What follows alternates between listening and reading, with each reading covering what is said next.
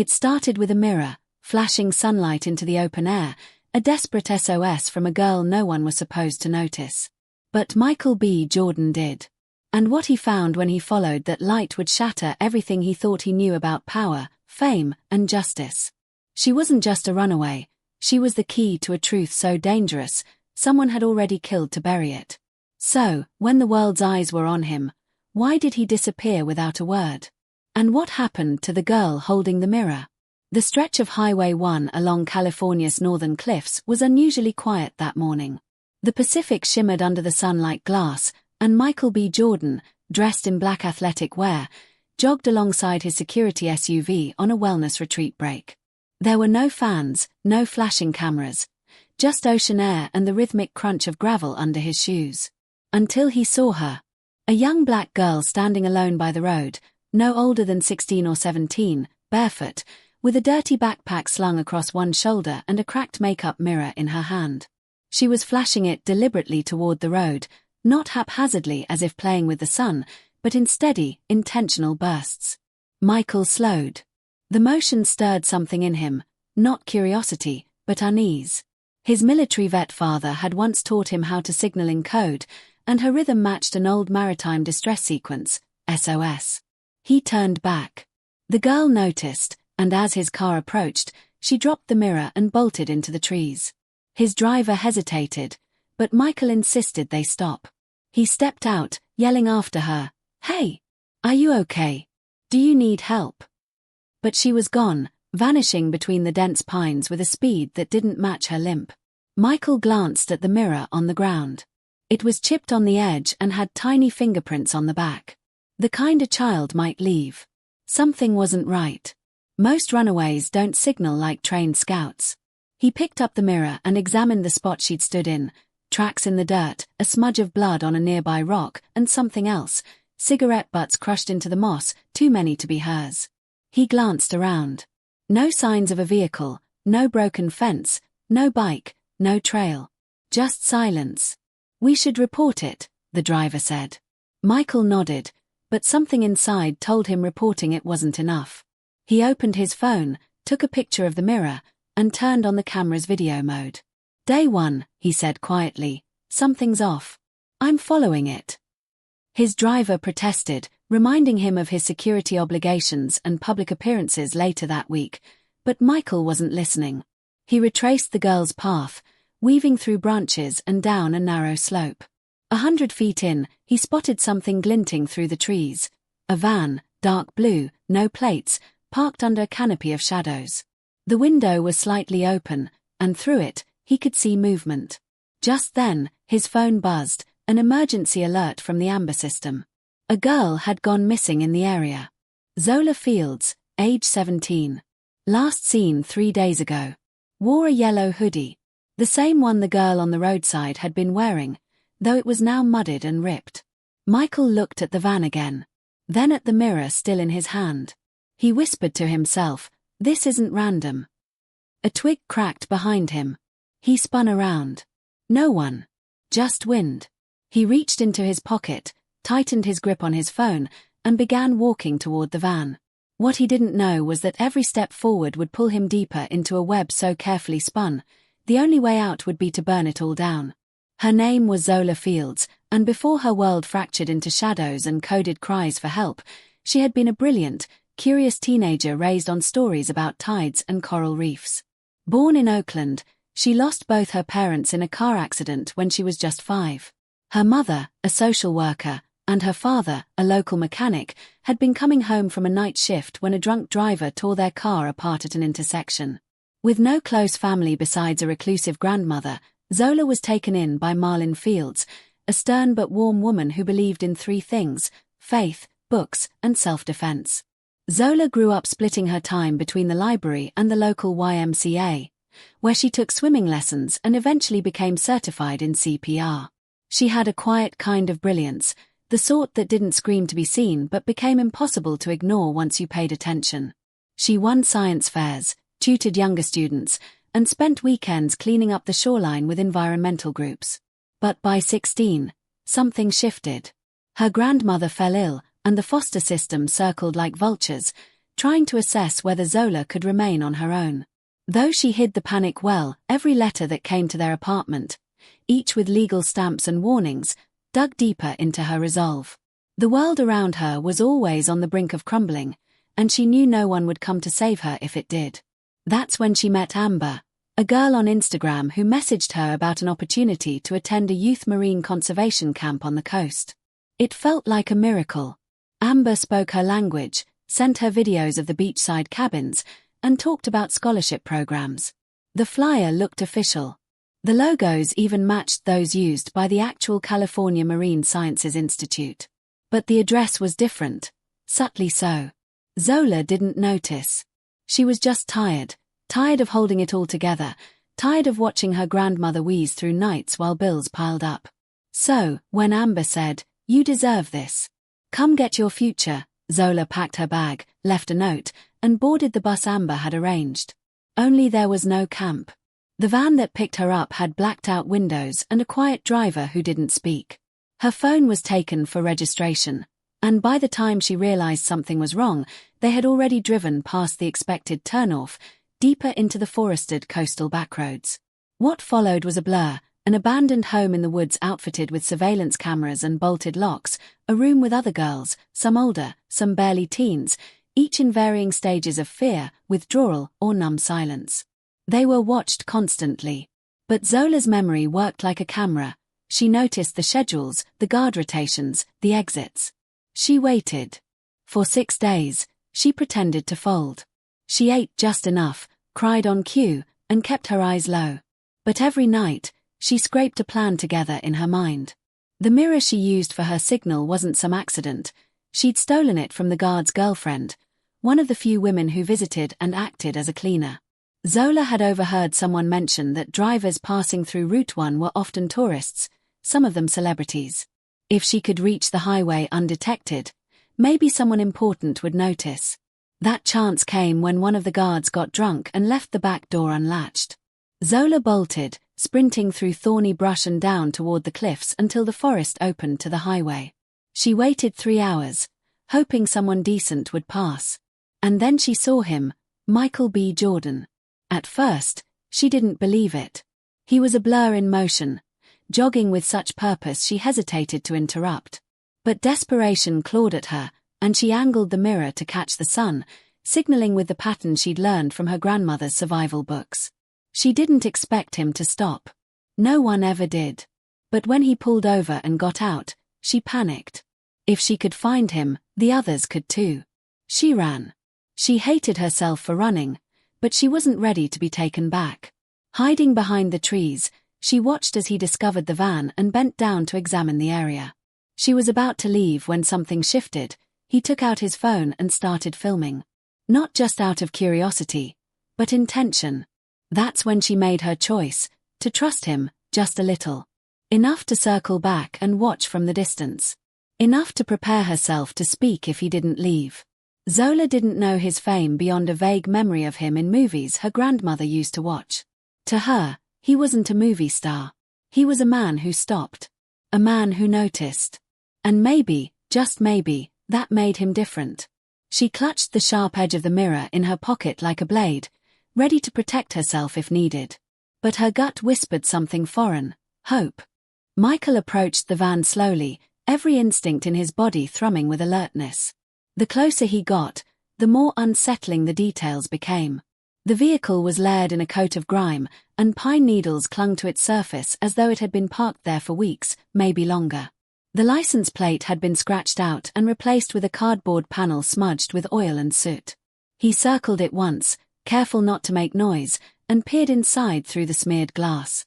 The interior was dim, but he could make out the vague outline of 2 sleeping bags, an overturned crate of energy drinks, and a stack of phones, some shattered, others blinking with dying battery lights. But what caught his eye most was the far wall of the van, crudely boarded with wooden planks, behind which hung zip ties, chains, and a grimy whiteboard scribbled with first names and timestamps. Some names had been crossed out. Others were underlined twice. He pulled out his phone and snapped pictures, though his hands were starting to tremble. This wasn't just a runaway's hideout. This was something else. A blue top covered part of the van's rear section, held down with cinder blocks. When he lifted it, the smell hit him first, a sharp, chemical tang of bleach mixed with something metallic and wrong. Beneath the top were ropes, a camcorder, and several plastic bags filled with what looked like shredded clothing, each tagged with masking tape and a date. One bag had a familiar yellow fabric, dirt-stained and torn. His pulse spiked. He stumbled back and stared at the tree line, heart racing. If Zola had been in this van, she'd narrowly escaped something unthinkable. He opened his phone and began a voice memo, evidence of illegal detainment, possible trafficking. Photos captured. Coordinates logged. Immediate threat. Then he hit send, forwarding it to his manager and private attorney. He didn't trust local law enforcement, not after what Zola had risked to avoid them. Still, protocol demanded he call someone. He tapped into his emergency contact list and dialed a former Marine buddy now working in private security intelligence. As the phone rang, he moved back from the van, scanning the surrounding woods for signs of anyone returning. That's when he noticed the tire tracks. A second vehicle had recently pulled in, judging by the fresh indentations. They led deeper into the forest, down a path his eyes hadn't caught before. When the call connected, he spoke quickly and quietly, describing everything he'd seen, ending with, "I think there are more kids." His friend cursed under his breath and promised to mobilize a private recon team under the radar. Michael ended the call just as a branch cracked behind him. He ducked low, hiding behind the van, but what emerged wasn't a person, it was Zola. She stepped cautiously out from between the trees, her eyes wild, her breath shallow. Their eyes locked, and Michael raised his hand slowly. "I'm not here to hurt you," he said, voice steady. "I saw your signal. I saw what's inside." Zola hesitated, then took one step forward. "They come back every night," she whispered.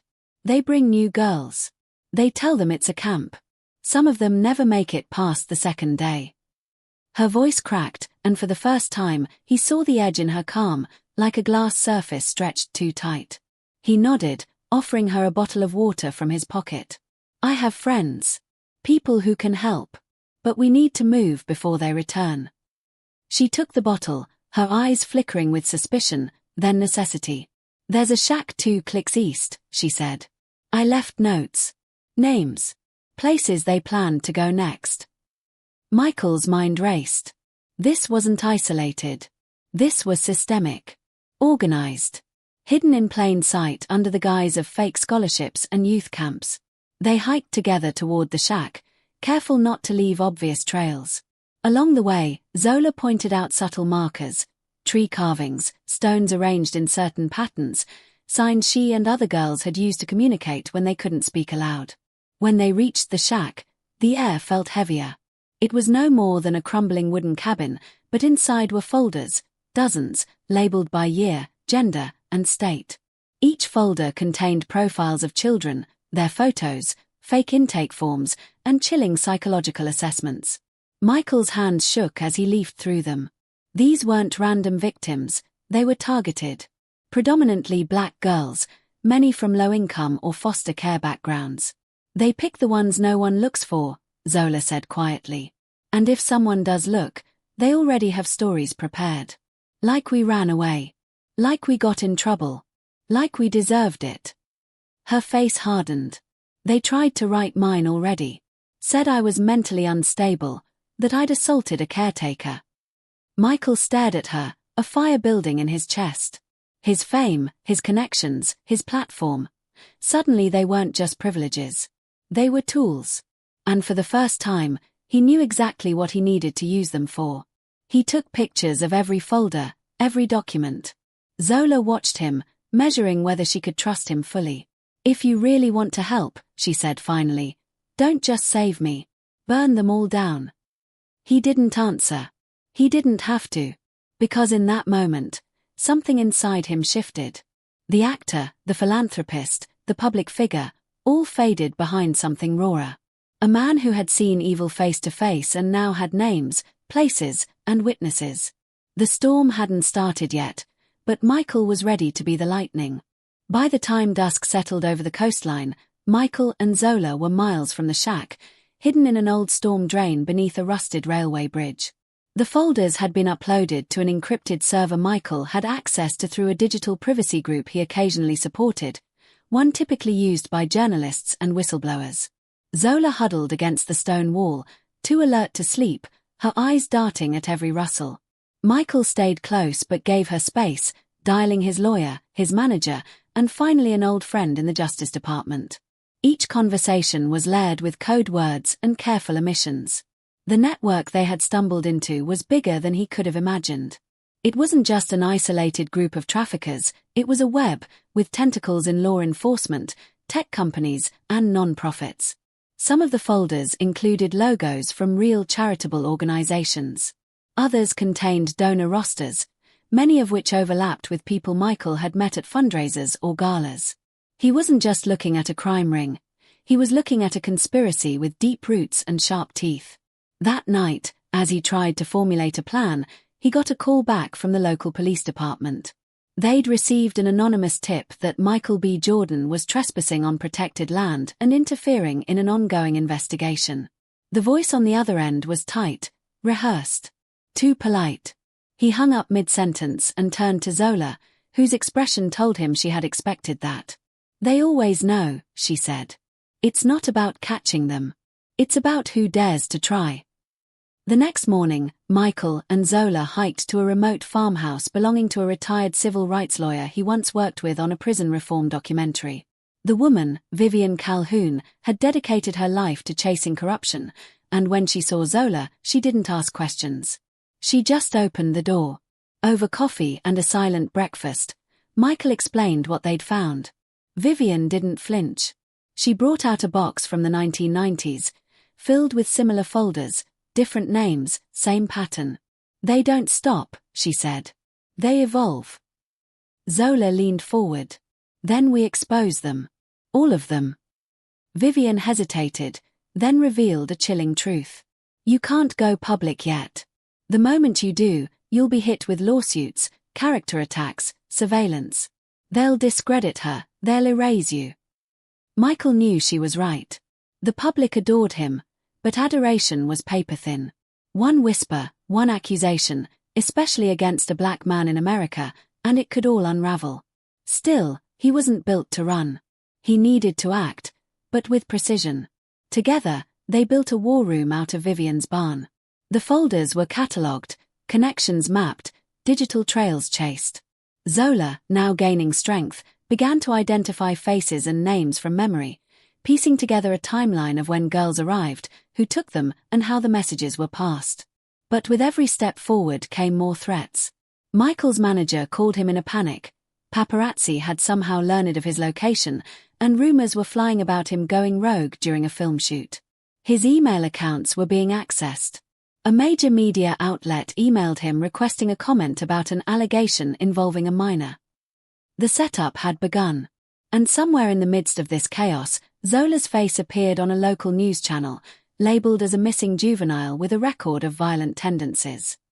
The photo was doctored. Her eyes, usually calm and intelligent, had been edited to look wild, unstable. "They're rewriting me," she whispered, her voice trembling not with fear but with rage. Michael sat beside her and said, "Then we need a bigger voice. One they can't silence." He called his production team under a secure line and requested gear, cameras, drones, hard drives. If they wanted to twist the narrative, he'd get ahead of it. But just as they began planning to film a mini-documentary on the truth, Vivian returned from a trip into town with bad news. The sheriff had visited her old office asking questions. Her phone had been cloned. And one of her old colleagues, a whistleblower advocate, had died in a car crash the night before, one she now believed was no accident. Zola looked at Michael and asked the question that had been circling her mind, "If you go through with this, do you know what it will cost you?" He didn't answer right away. Instead, he showed her something on his phone, a digital will. It assigned all rights to the footage and evidence to Zola, with orders to publish in the event of his disappearance or death. Her breath caught. "I'm not going to let you die for me." "You're not," he said. "I'm doing this for all the girls they didn't stop for." That night, they filmed the first testimonial.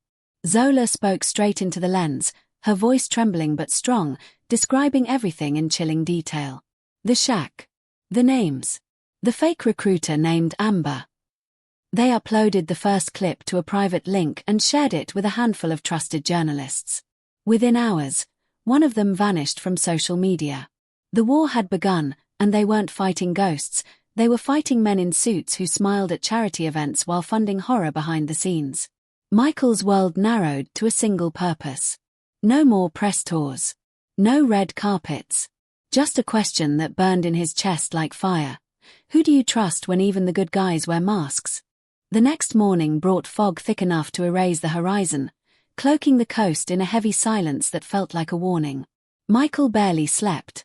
His inbox had erupted overnight with veiled threats, bizarre legal notices, and a concerning number of NDA requests from people he hadn't spoken to in years. Vivian's encryption system, previously secure, showed signs of a breach. Zola stayed alert too, flinching at every car sound in the distance, clutching the burner phone Michael had given her as though it were her only link to safety. He knew time was running out. They had to go public, but not recklessly. They needed an undeniable villain. A face. A name. And when it came like a gut punch. While mapping donations from one of the trafficking front organizations, Vivian discovered a startling pattern of financial deposits and campaign partnerships all tied back to a familiar name, Lance Weiland. A billionaire tech entrepreneur celebrated for his philanthropy, founder of Sparkbridge, a wildly popular app that connected young people with mentorship programs and scholarship opportunities. Michael had met him more than once. In fact, Lance had personally invited Michael to serve as the brand ambassador for a new campaign aimed at uplifting inner-city youth.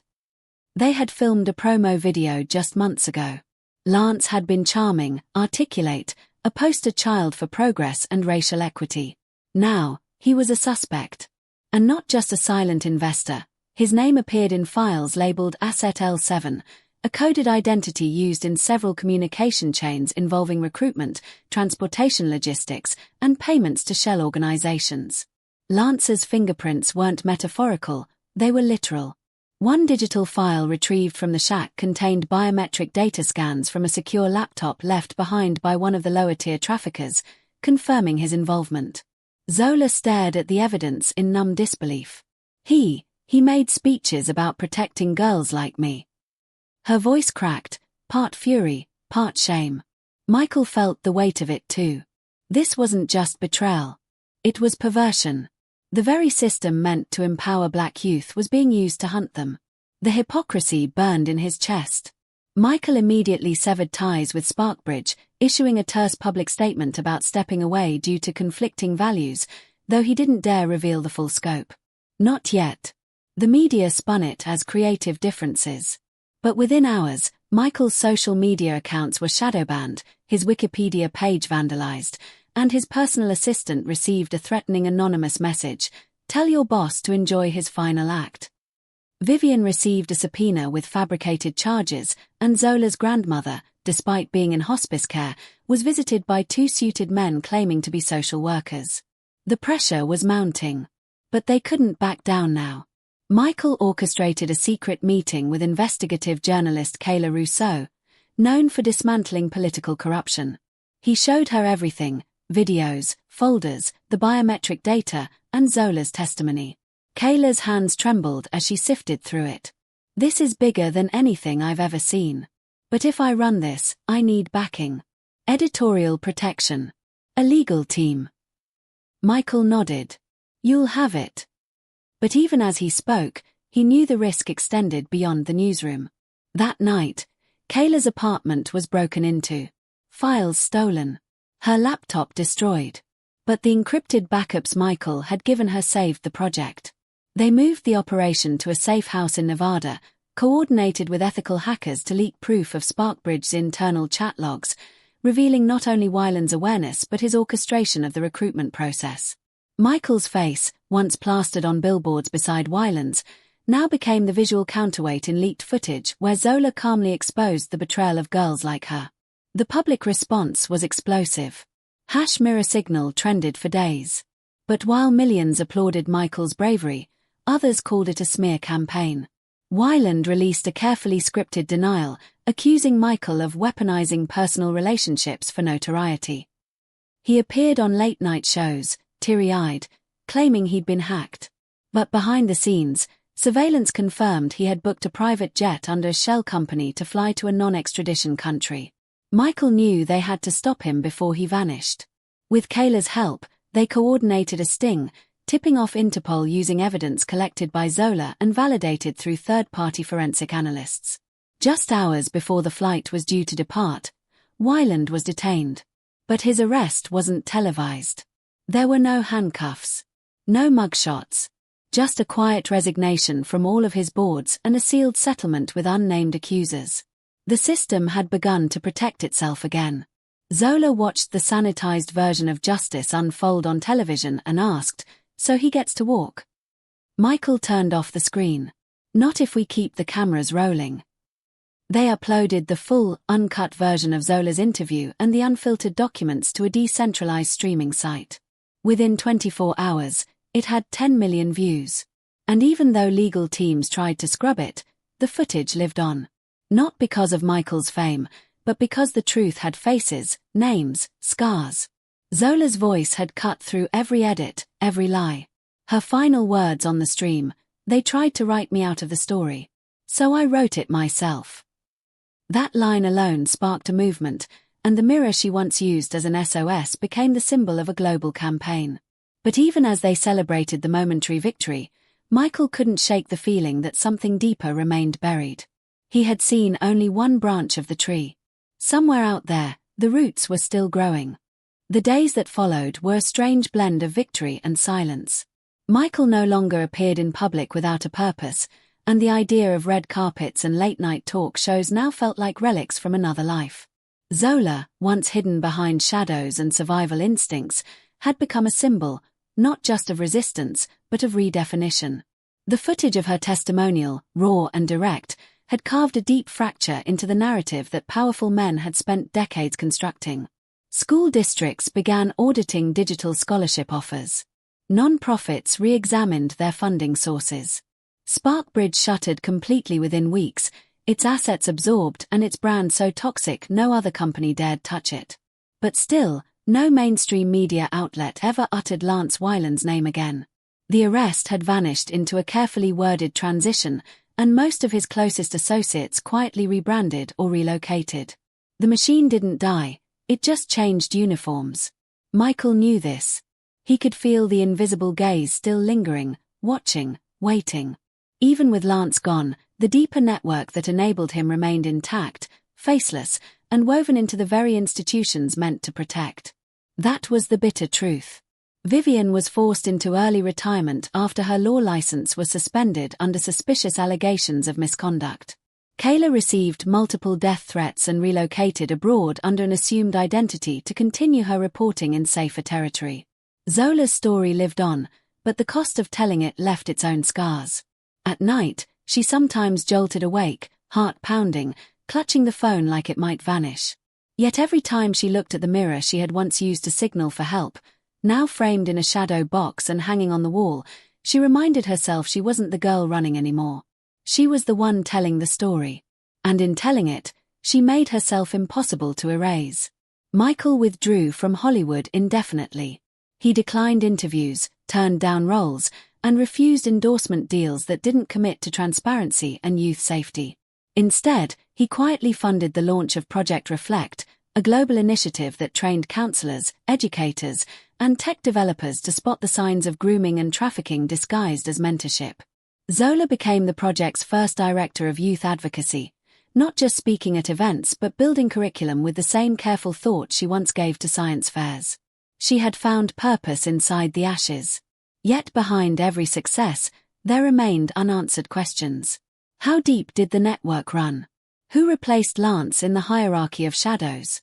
And why had some of the girls from the folders never been found, despite clear data on their last known locations? Michael kept the master archive hidden, encrypted, and split across multiple devices stored in different states. It wasn't paranoia, it was necessity. One afternoon, nearly a year after the SOS signal on the coast, a package arrived at the Project Reflect office with no return address. Inside was a flash drive containing high-resolution satellite images of a remote island off the Pacific Northwest coast, heavily forested and inaccessible by regular boat traffic. Alongside the images was a note typed in courier font: "You only stopped one arm. The root still grows." Michael stared at it for a long time, then locked it away. Zola never saw the contents.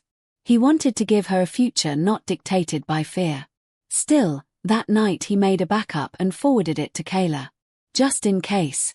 At the annual Project Reflect Summit, Zola stepped onto the stage to address a crowd of thousands. She no longer hesitated or shrunk beneath the lights. "I'm not a survivor because I escaped," she said. "I'm a survivor because I saw the truth and chose to speak it, even when it cost me peace. But I'd rather lose sleep than stay silent." The crowd stood, applauding her not as a victim, but as a voice. And yet, as Michael watched from the wings, he noticed a woman in the back row holding up a mirror toward the ceiling, flashing it just once. Deliberate. Measured. A perfect reflection of sunlight. His breath caught. It wasn't Zola's signal. It was someone else's. A new girl. A new story. Another call for help disguised as coincidence. As the applause drowned out the world, he turned away from the spotlight and moved toward the back door, already dialing a number only a few people had. The cycle had begun again. But this time, they were ready. They had names, they had cameras, and more importantly, they had mirrors. And if the light could hit just right again, maybe they could catch every shadow before it vanished. Because some victories don't come with parades. They come in whispers. In warnings. In the moment someone chooses to stop and ask, what if that flash of light isn't random? The world might not always listen. But now, thanks to Zola, it would never be able to say it didn't see.